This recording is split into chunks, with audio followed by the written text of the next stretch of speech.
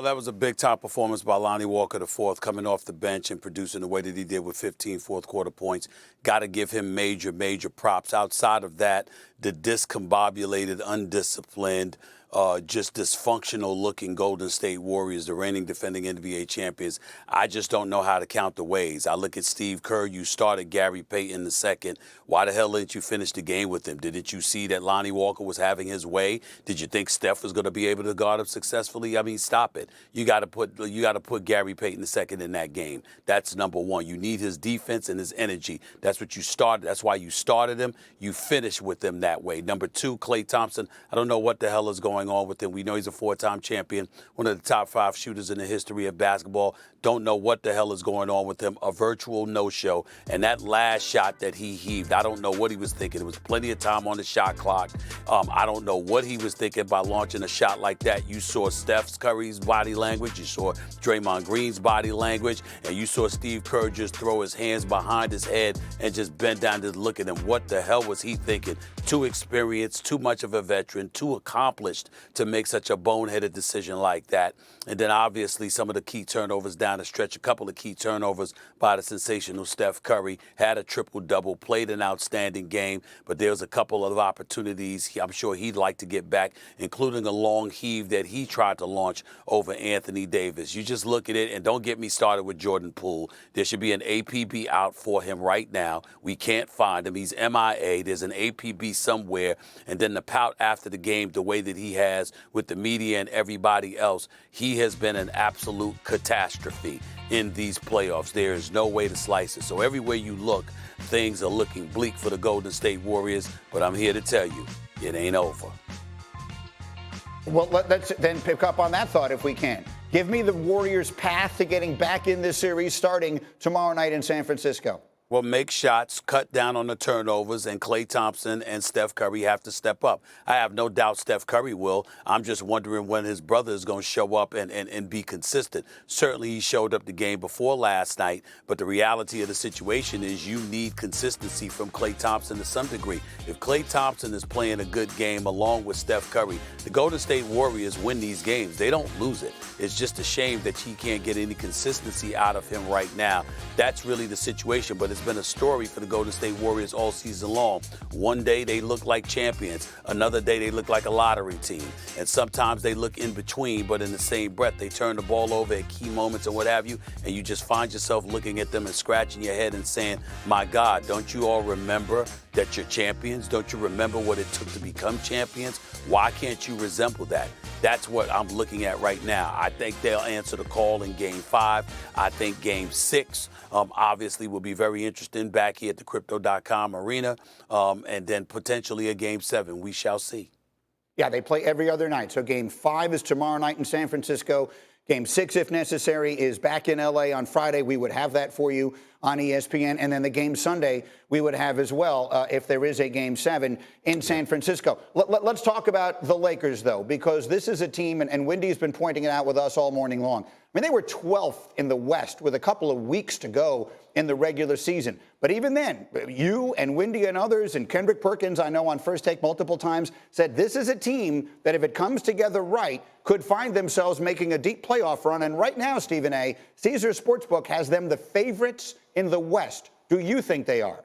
Well, I don't think they're the favorites as of yet, not with the way Devin Booker and Kevin Durant played last game and the kind of show that Devin Booker, the light-skinned Mamba, that's what I call him, with the show that he's putting on. That's number one. I would remind everybody that Denver's still the number one seed in the West, and Jokic just dropped 53. You might not have size on a Golden State Warriors to serve as an impediment to the greatness of Anthony Davis, who, by the way, deserves a lot of props because he finally showed up in back-to-back games instead of taking every other game off. But when you're going up against Jokic, although I consider Anthony Davis to be his kryptonite to some degree in terms of negating the greatness of Jokic, he did just drop 53. The man knows how to put the ball in the hole, and he knows how to play, and he's certainly not some small dude that you can push around. So it's a different animal that they pose. But the Los Angeles Lakers are a better team, and I think we got to stop acting but so surprised. Remember, when they made the trade, which GM Rob Pelinka deserves all the credit in the world for,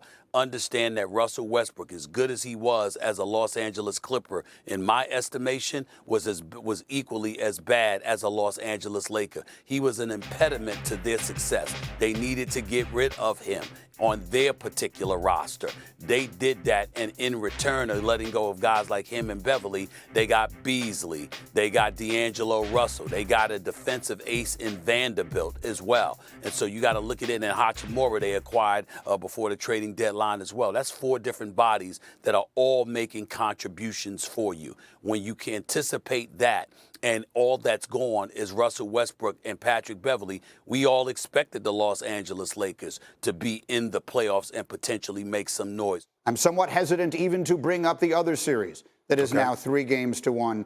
But I think America wants to hear a taste of your reaction. I'm sure you will have lots to say on First Take. But as your beloved New York Knicks, your orange and blue skies go down 3-1 in the sun of South Beach, what is your reaction to New York's performance last night?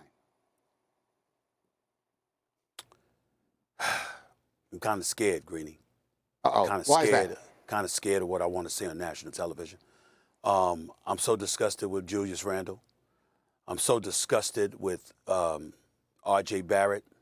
Little less than Julius Randle. I'm not disgusted with anybody more than I'm disgusted with Julius Randle. I'm on the verge of asking for him to be traded. I'm just disgusted. I think that this series is over. I think that the New York Knicks, orange and blue skies, it was a nice run. I'm very proud of Jalen Brunson and the kind of impact that he's had on the New York Knicks.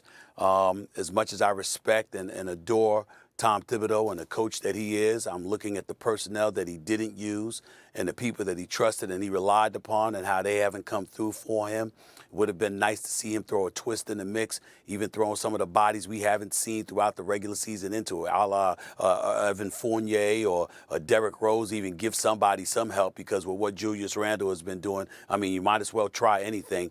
I'm on the verge of coming on national television and asking for the man to be traded. I mean, just the regular season is one thing, but the postseason, don't get me started with what he does in the postseason. I'll get into all of that on First Take, but my heart's hurting, I'll admit it. I'm emotional when it comes to the New York Knicks, not objective when it comes to them at all. I will openly concede that to the public at large, but I am utterly disgusted. I vomited last night watching them. I have to admit that. I literally vomited. I threw up because they were that damn awful. Stephen A. Smith and everyone else here in New York, we take you to what Jimmy Butler and the Heat did last night to Jalen Brunson and the Knicks. A lot of Bam Adebayo last night, legs, getting it done inside. Played great, very aggressive. There have been times in this series he wasn't really aggressive offensively. That was not the case last night. He had 23 and 13. And then look at that defense, Alan Hahn, by Jimmy Butler.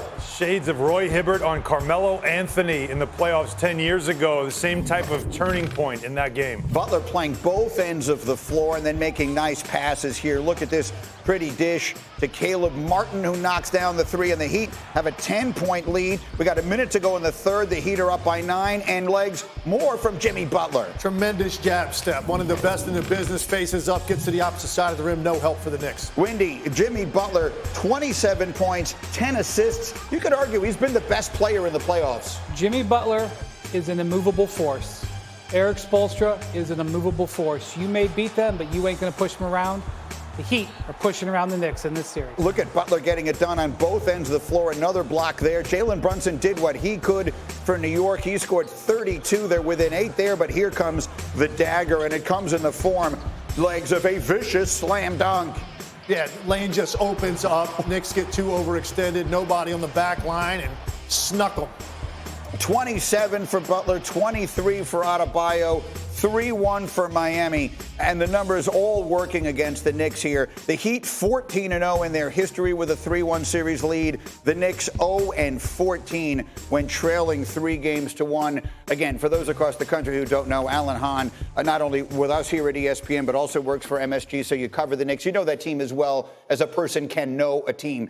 The Knicks look cooked. That's a terrible pun to make, considering they're playing in the sun of South Beach, but they really do. They look done. Yeah, and you know what makes you feel this way is not necessarily just what you're seeing, because the Heat are basically playing the Knicks game better than the Knicks were able to play it. They have just taken everything that they're good at, and they've done it better. Depth, bench, rebounding, effort plays, deflections, all of it. And then on top of it, shooting just ridiculous from three-point range, or it just felt like making threes that just were enough to keep you at an arm's length. Anytime you made a push, they were just demoralizing when they hit their threes in the third quarter. 7 offensive rebounds in the fourth quarter, demoralizing. But all that aside, when Julius Randle after the game says, I think they want it more, when Tom Thibodeau in Game 3 of a second-round playoff series on mic in the game on ABC is saying to his team in a timeout in the first half, we need to bring more intensity to the game, when you have to say those things to your team, you're beat. Yeah. A lot of conversation over the weekend that we had on Countdown with the guys, particularly from Jalen, was how hard it is to go down to Miami and play this time of year. And I know people will immediately associate that with the nightlife and all that. But according to Jalen, there's more than that. There's also just the reality of the temperature change, the heat, the geography, being down there for 3 days. It sort of saps a little bit of your energy and your strength. We talk about that primarily in football. I know this is an indoor sport. But, I mean, the Knicks, whatever it is, Jimmy Butler is has just destroyed them. And the Knicks, all year long, were the team that played harder and wanted it more. And right now, Miami looks like that team. Yeah, particularly the offensive rebounding. That to me, that was the difference in the game, because what happens when you get that many second and third chance opportunities when a team is trying to come back, right? You stall any momentum the Knicks could get. And every single time the Knicks got it to within, looked like a working number, looked like they had a chance to get a couple stops, and you're down 5, down 6. Offensive rebound bucket. They answered every single one of those. And, boy, what does it say about what the playoffs could do to old, battered bodies? Look at Kyle Lowry.